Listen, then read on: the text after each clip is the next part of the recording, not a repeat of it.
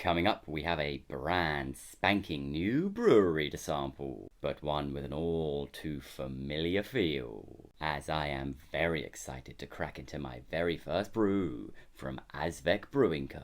Based out of Liverpool and founded by Adam Henderson of Neon Raptor fame, Azvex are setting out to be a new force on the craft beer landscape.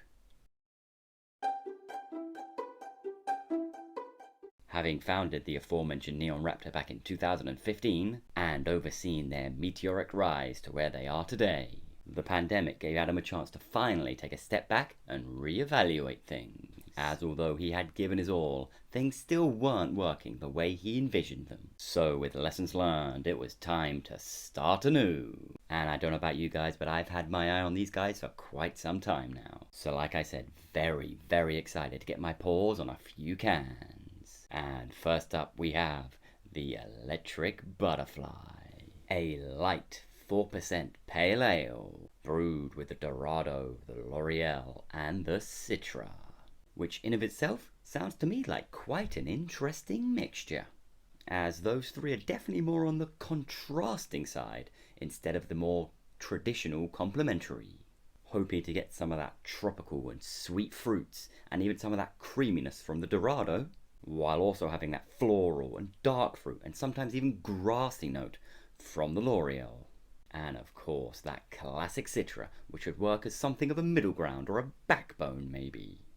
And what I will say is one of the first things I did notice about these guys is although they make mention to their name being unique and unassociated with anything in the brewing world, a problem which plagued the early years of Neon Raptor, this time it's their logo that bears a striking resemblance to something familiar. That of course being Newcastle's Alpha Delta. So maybe just a slight oversight there. But what I will say in defense of them, trying to create a new and unique style of branding in this day and age is almost an impossible task. No matter what you come up with, it's gonna bear some kind of resemblance to something that's come before. But let's get back to the beer, as it does sound super interesting enough. And I'm super hyped to get stuck in. So let's do just that. Let's get pouring. Although what I will quickly add is I have had a pretty heavy weekend of it already, so if my enthusiasm does seem a little muted, well, it probably is. But here's hoping this is just the pick-me-up I need.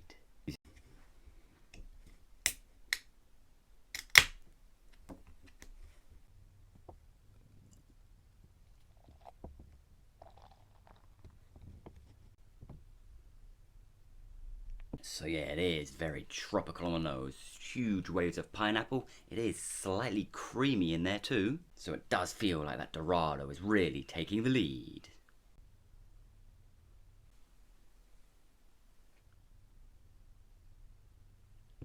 But I tell you what, it's those citrus notes that really kick things off. And there are some really noticeable peppery notes in there too. And some very, very subtle stony and dark fruit notes before it fades out with a real herbal bitterness.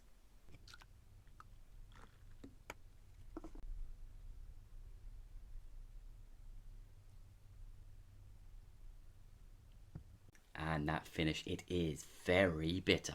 It starts off quite zesty, quite citrus-led, before fading into a strong, grassy note which lingers long in the mouth.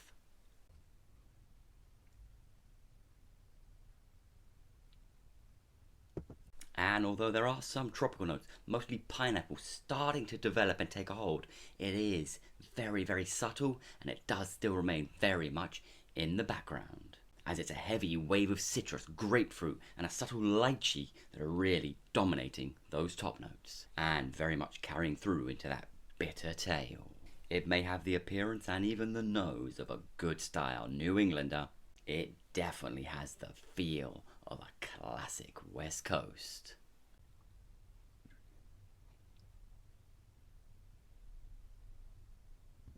And I've got to say, for a mere 4%er, wow, is it carrying through some huge flavours. This could easily go toe to toe with something maybe even twice its weight.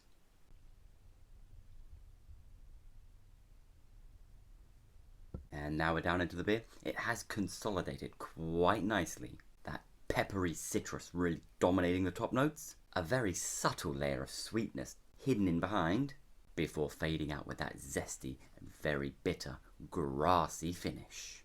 And again, at a barely significant 4%, it really does pack one hell of a punch. So, although it does seem very sweet, very tropical, very New Englandy on the nose, and, well, even to look at, to be fair, it is anything but once you get stuck in. It's surprisingly citrus-led, with a strong bitterness that only grows as the beer fades. To be fair, there are some tropical notes in there, led mostly by those pineapple notes, but they do remain very subtly placed in the background, and are forever overshadowed by those citrus notes, which are very dominating and very powerful, and really do go to give the beer a feel for one that's much stronger than its mere 4%. Truly quite amazing that they've managed to squeeze so much out of so little. And that's given me a whole new wave of confidence going forward with their brews, which I might just say now could very well be next week's review, as this truly was some impressive work. And definitely another come editing time, I'm going to have a real fight on my hands when it comes to dishing out the stars. Because by way of introduction, I don't think you can do much better than that. Here's hoping it isn't all downhill from here. But as you work your way through the beer, it does remain incredibly consistent and solid throughout. Something you don't always associate with the lower ABV beers. And something I very much thought would be the case in this beer too. But oh no. A true testament to the kind of craftsmen we're dealing with. So I gotta say, if you are a fan of a good Westie, and you don't fancy knocking back an 8 or 9% dipper on a Monday, then this right here is a perfect alternative.